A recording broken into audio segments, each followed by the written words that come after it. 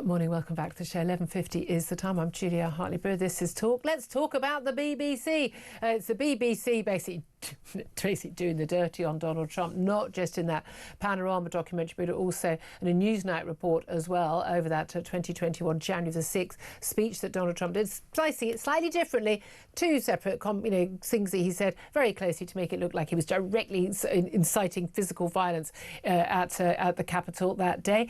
But of course, we've got Donald Trump threatening a multi-billion-dollar lawsuit. He said he wanted an apology by last Friday. It was up to $1 billion. Now he's talking about up to $5 billion. So the question is now should anyone, particularly our Prime Minister, who apparently has such a good relationship with Donald Trump, try and talk him out of it to save the BBC and indeed our money? Let's talk to John Mair. He's a former BBC producer. Good morning to you. Hi, Julia. Good morning to you. Thank you very much for joining us. So, do you think it's reasonable that Donald Trump should be suing the BBC for misrepresenting him? Look, Julia, let's get reasonable. Do we want the BBC? Do we want the British Broadcasting Corporation, or do we want the Trump Broadcasting Corporation? This is what Donald Trump wants to do. If he gets his way, $5 billion is the entire license fee for 1 year. Where's the BBC going to get that money from?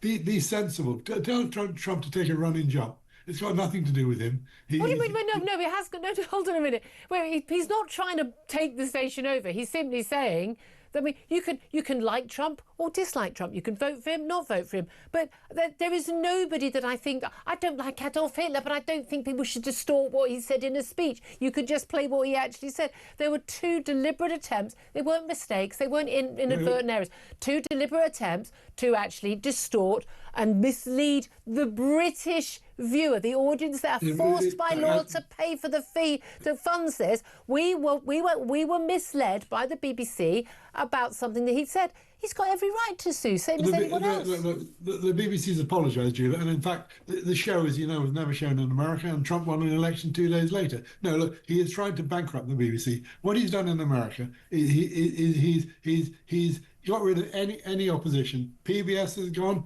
NPR is gone. They haven't gone. They haven't gone. He's just not funding them because they're not neutral broadcasters. They've been chopped off at the knees, Julia. And then he's also taken on the networks, but the only two people who've taken him on are New York Times and CNN. Trump is a playground bully. Why don't people realise? I think he is, and I don't think that he wants a free press. I think he wants people to be to kowtow to him. I completely get that, but then so do the left. We see this all the time. They're exactly the same people who are attacking our station and other stations with a similar viewpoint. They're exactly the same. The left does this all the time, but you think you're the good people, so it's okay. No, at the end of the day, the BBC did something wrong. Heads have rolled. They've apologised and heads have rolled, but they still say there isn't a problem. There is a problem because they don't think it's institutional when it is. He's not suing in a British court. He's suing in a Floridian court, by all accounts. There are some big question marks about whether or not, as you say, there has actually been damage to his reputation that he's had an impact from, but given that he won an election soon afterwards, and it wasn't played in America. So there are question marks about that. But if the BBC does actually do something wrong to someone, they misrepresent someone, doesn't anyone, whether they are abroad or in Britain, have the right to take legal action against the BBC? Or can they just do anything they want? No, of course they have a right to. So why doesn't he? Why does he want $5 billion? He won't get $5 billion. He talks silly numbers. He won't get $5 billion. This is Trump's style. This is the art of the deal. You're going over the top, and he accepted $50 million in most cases. Look. Well, why shouldn't he? So why shouldn't he get $15 million then? Well, he should get nothing. He's had an apology. That's good enough. Well, hold on a minute. No, hold on a minute. I work in a building. We've got newspapers and broadcasters. Yeah. If we libelled somebody, if we misrepresented somebody, we would be expected to pay them damages by a court. Well, he's had an apology, and that's no. Why is the BBC different? Why just because you don't like someone or agree with them, why isn't he entitled to damages? Look, you must not give in to playground bullies. And, if Trump came after Talk TV and started bullying you, I bet you would object to it. Sorry, no. If we misrepresented somebody, I think they'd have a right to have redress.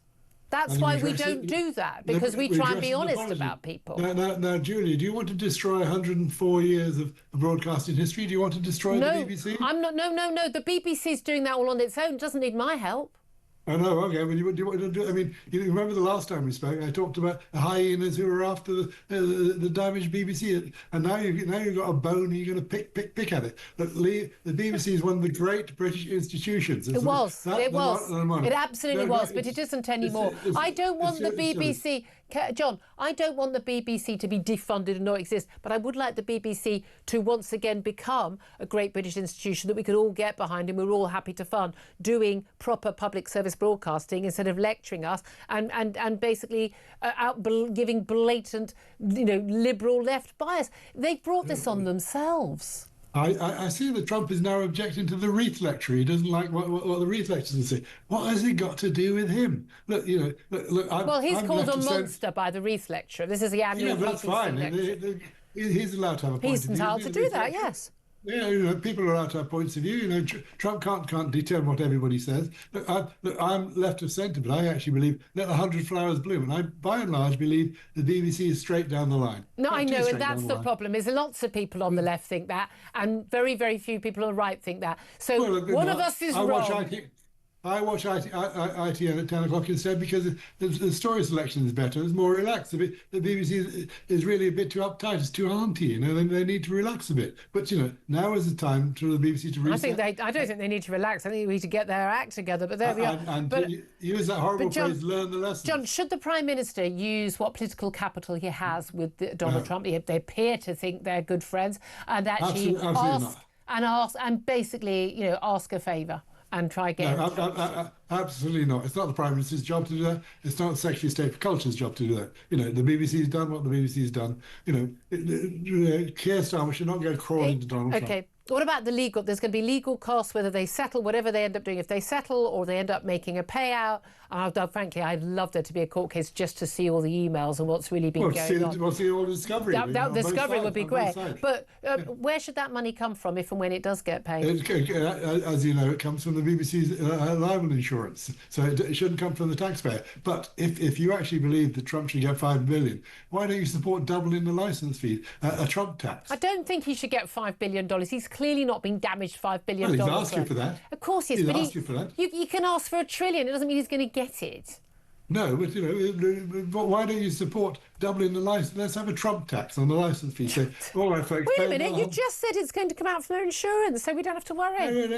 Let's double £174.50 to pay for Donald Trump, to pay into the Trump Presidential Fund, which is what he has. Come on, so just tell Trump. Do you know what would be much simpler? The BBC could not just sort of completely mislead people, then they could do honest reporting, and then we wouldn't even have to discuss it, would we? There's no defence of what went on, but they've apologised. There's no defence, exactly, which is why he's got his... We'll learn the lessons. And also, leave the BBC alone. Great national institution. Leave the BBC. I'll leave the BBC alone when they start leaving us alone. Stop lecturing us.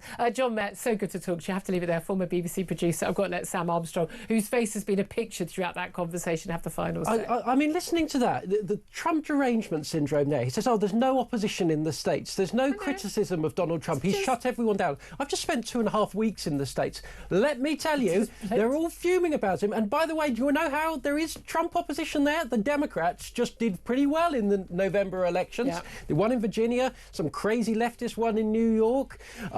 There is plenty of opposition there. You don't need the BBC for a neutral and balanced media. It's not that special. They just need to do their job without lying to the public. Yeah,